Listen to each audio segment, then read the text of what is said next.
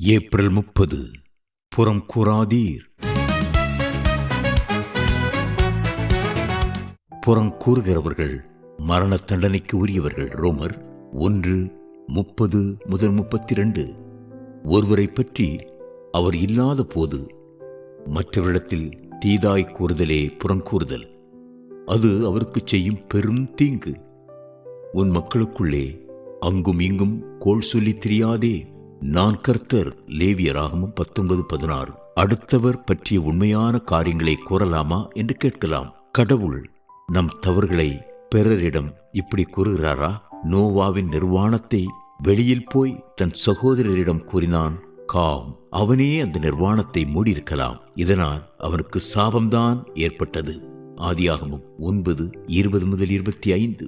அது உண்மையான காரியமாக இருந்தாலும் அன்பு திரளான பாவங்களையும் மூடும். 1 பேதுரு 4:8. ஏன் புறங்கூறுகிறோம்? அன்பு குறைவுதான் காரணம். அன்பு தீயவற்றில் மகிழாமல் நல்லவற்றிலேயே மகிழும். புறங்கூறும் போது கடவுள் கவனிக்கிறார். என்னாகமம் 12:1-2. ஆவியானவர் துக்கப்படுத்தப்படுகிறார். எபேசியர் 4:30-31 என்ற நினைவின்மையும் காரணம். புறங்கூறுதல் விளையாட்டு போல இருந்தாலும் அது உள்ளத்தை புண்படுத்துகிறது. நீதிமொழிகள் 18:8.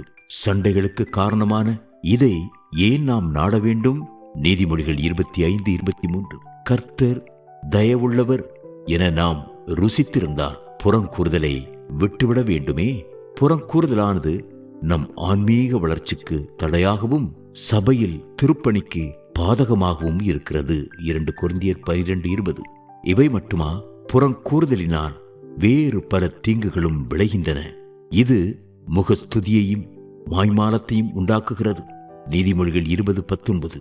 பதவி ஆசை உடையோர் புறங்கூறுதலை விரும்புகின்றனர்.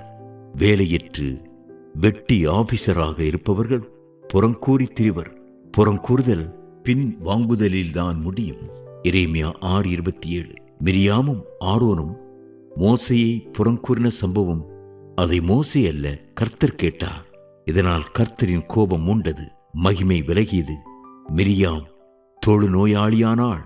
அவள் முகாமில் இருந்து விலக்கப்பட்டாள். மக்களின் பயணம் தடைப்பட்டது. புறங்கூறுவரை கடவுள் கடிந்து கொள்கிறார். அது ஆபத்திற்கும் மரணத்திற்கும் கொண்டு போய்விடும்.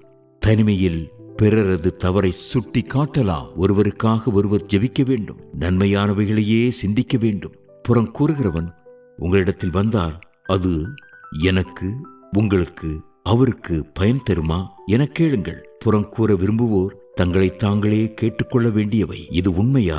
இது தேவையா? இது கருணையா? உங்களை யாராவது புறங்கூறினால் தடுக்காதீர்கள், தாக்காதீர்கள், ஆசீர்வதியுங்கள்.